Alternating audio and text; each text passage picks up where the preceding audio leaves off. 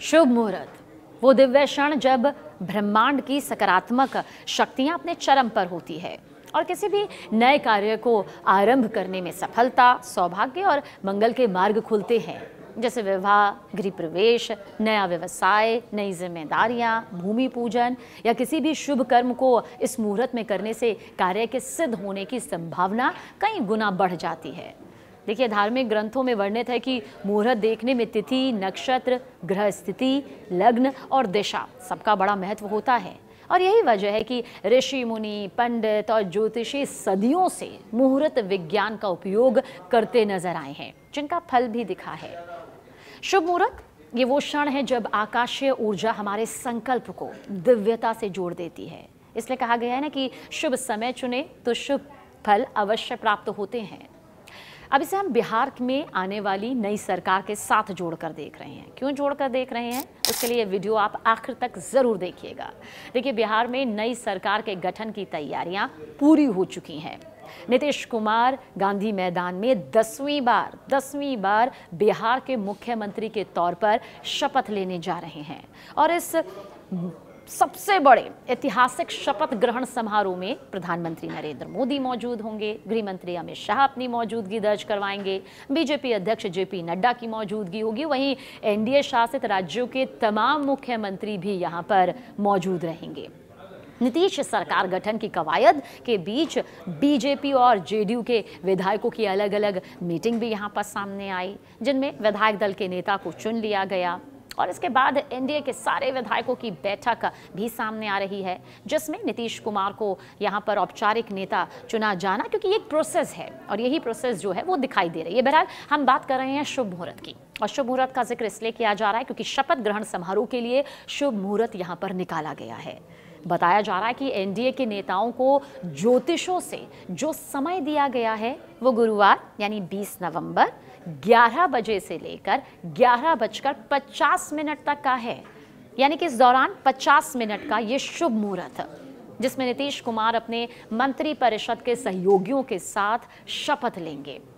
अब देखिए, एनडीए के नेताओं को गुरुवार 20 नवंबर का जो ये समय दिया गया है, सुबह 11 बजे से 11:50 तक का, उसे सामान्य राजनीतिक कार्यक्रम का सामान्य हम समय नहीं मान सकते हैं। मतलब अगर आप ये सोच रहे हैं कि ये कोई राजनीतिक कार्यक्रम का वक्त है जो तय वक्त के हिसाब से है, तो ऐसा नहीं है। ये ज्योतिषों के जरिए दिया गया शुभ मुहूर्त है जो बताया जा रहा है, बल्कि इसे एक विशेष शुभ मुहूर्त के रूप में चुना गया है। अब ऐसा क्यों, ये भी आपको बताते हैं। देखिए, ज्योतिष में माना जाता है कि जब आप किसी बड़े निर्णय, शपथ ग्रहण या सत्ता परिवर्तन जैसे कार्य के लिए मुहूर्त तय करते हैं, ये किया जाता है, तो ग्रह नक्षत्रों की वो स्थिति देखी जाती है जो नेतृत्व, स्थिरता, निर्णय शक्ति और सफलता के योग बनाती हो। अब देखिए ना, गुरुवार के दिन स्वयं में बृहस्पति जी का दिन इसे माना जाता है, गुरु का दिन माना जाता है। बृहस्पति ज्ञान, धर्म, नीति, न्याय और शासन के कारक ग्रह हैं। ऐसे में गुरुवार के दिन शपथ ग्रहण होना पहले से ही एक शुभ संकेत माना जाता है। अब सुबह 11 बजे से 11:50 के बीच का जो ये 50 मिनट का समय है, ये ज्योतिषीय दृष्टि से उस अवधि में आता है जहां नक्षत्र, तिथि और ग्रहों का संयोग नेतृत्व की शुरुआत के लिए अनुकूल माना गया है। और इस मुहूर्त में सत्ता का कार्यभार ग्रहण करना दीर्घकालिक स्थिरता और सकारात्मक निर्णय फल का योग बनाता है। मंत्रिपरिषद के साथ शपथ लेना भी जाहिर सी बात है इस शुभ क्षण को और ज्यादा प्रभावशाली यहाँ पर बनाता है, क्योंकि सामूहिक कार्यों की शुरुआत शुभ मुहूर्त में की जाए तो कहा जाता है कि एकजुटता और सहयोग की जो ऊर्जा होती है वो ज्यादा फलदायी हो जाती है। वैसे 20 नवंबर को ये 50 मिनट का जो समय है, सिर्फ राजनीतिक तयशुदा कार्यक्रम नहीं है, बल्कि ज्योतिषीय विधि से इसे चुना गया है, जिसमें शासन आरंभ का शुभ मुहूर्त है, ताकि नई सरकार की शुरुआत मंगल, सौहार्द और स्थिरता के साथ हो। जिस कार्यकाल के लिए चुना गया है वो बिना किसी राजनीतिक, सामाजिक, आर्थिक संकट के पूरा हो सके। अब नीतीश कुमार के शपथ ग्रहण समारोह में 1.5 से 2 लाख लोगों के आने की संभावना जताई जा रही है। एक साथ तकरीबन 2 लाख तक के लोगों के जमावड़े से जाहिर सी बात है एनडीए नेता इसे भव्य बनाना चाहते हैं, क्योंकि प्रचंड जीत हासिल हुई है। कहते हैं ना, एक जीत होती है सामान्य जीत, जिसमें आपको लगता है कि बड़ी कठिनाई से ये जीत हासिल हुई है। एक जीत होती है शानदार, दमदार, वही जीत बीजेपी को हासिल हुई, जेडीयू को हासिल हुई, एनडीए को हासिल हुई।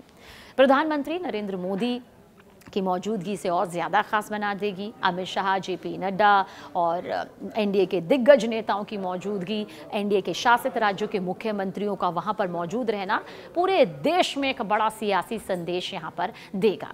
पटना के गांधी मैदान में इसका आयोजन यहाँ पर हो रहा है, तैयारियां पूरी यहाँ पर हो चुकी है। लेकिन बार बार सवाल वही खड़ा होता है कि शुभ मुहूर्त, क्यों शुभ मुहूर्त? देखिए, शुभ मुहूर्त में किसी भी नई शुरुआत को ब्रह्मांडीय ऊर्जा का समर्थन माना जाता है, और जब समय अनुकूल होता है ना, तो काम के मार्ग में आने वाली बाधाएं कम होती हैं और परिस्थितियां ज्यादा यहाँ पर एकजुटता के साथ सामंजस्यपूर्ण मानी जाती है। शपथ ग्रहण जैसे उत्तरदायित्वपूर्ण कार्य में ये समय मानसिक संतुलन और निर्णय शक्ति को मजबूत करने वाला माना जाता है। हर गुरुवार का दिन, जिसे हमने कहा कि ये ज्ञान, धर्म, नीति, नेतृत्व, विस्तार का दिन है, ग्रह है, ऐसे में गुरुवार के शुभ मुहूर्त में सत्ता ग्रहण करने से कहा जाता है कि शासन में संतुलन रहता है, व्यापक दृष्टि रहती है और सकारात्मक प्रभाव के जो योग हैं वो बनने की धारणा होती है। इसलिए जब मुहूर्त का समय जो होता है, तिथि, नक्षत्र और लगन से सामंजस्य खाता है, ये रखता है उससे, तो सामूहिक ऊर्जा और जैसे मंत्री परिषद में सहयोग, एकजुटता, स्थिरता, जिसका जिक्र यहाँ पर हम कर रहे हैं, ये इसे मजबूत कर देता है। और साथ ही ये विश्वास है कि शुभ समय में लिए गए संकल्प ज्यादा टिकाऊ होते हैं और कामों में अवरोध की संभावना कम रहती है, क्योंकि धार्मिक मत ये कहता है कि शुभ मुहूर्त में शुरुआत करने से कार्य की नींव सतोगुण पर स्थापित होती है, जिससे निर्णय अधिक स्पष्ट होते हैं, परिस्थितियां अनुकूल होती है और कार्य की दिशा जो है वो सकारात्मक बनी रहती है। ऐसे मुहूर्त में किया गया आरंभ शुभ फलदायी माना जाता है, क्योंकि समय स्वयं अनुकूल ऊर्जा का वाहक होता है। इस 50 मिनट के शुभ मुहूर्त का लाभ ये माना जाता है कि नई जिम्मेदारी ऐसी घड़ी में ग्रहण की जाए जब प्रकृति, ग्रह और काल तीनों अनुकूल हों, ताकि आरंभ से ही कार्य का प्रवाह मंगल और संतुलन की दिशा में चले। हाँ, राहु काल भी बता देते हैं, क्योंकि राहु काल में कोई भी शुभ कार्य नहीं किया जाता। गुरुवार का राहु काल दोपहर 1:30 बजे से शुरू होकर 3 बजे तक यहाँ पर रहता है, 1:30 बजे से 3 बजे तक। और आप जान रहे हैं कि जो नीतीश कुमार का शपथ ग्रहण समारोह है वो सुबह 11 बजे से शुरू होकर 11:50 तक है। हालांकि चलते चलते अगर आप राहु काल में आ भी जाते हैं तो उससे दिक्कत नहीं है। ज्योतिषी कहते हैं कि दिक्कत उस वक्त में शुरू करने पर है, उससे पहले या फिर उसके आधे घंटे बाद करने में नहीं।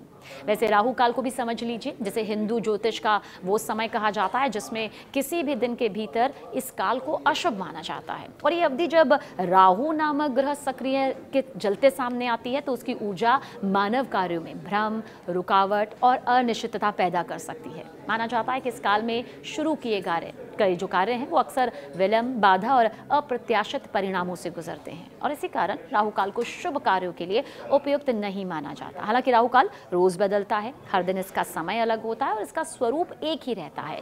ये दिन के दौरान लगभग 1.5 घंटे की अवधि में रहता है, जिसमें मांगलिक कार्यों की शुरुआत ना करने की सलाह दी जाती है, क्योंकि ज्योतिष में कहा गया है कि ये राहु जो है एक छाया ग्रह है जो भौतिक लालसाओं, भ्रम और अस्थिरता का सूचक है। इसलिए उसके प्रभाव के समय यदि कोई नया काम शुरू किया जाए तो मन विचलित हो सकता है, निर्णय गलत हो सकते हैं और ये काम को प्रभावित भी कर सकता है।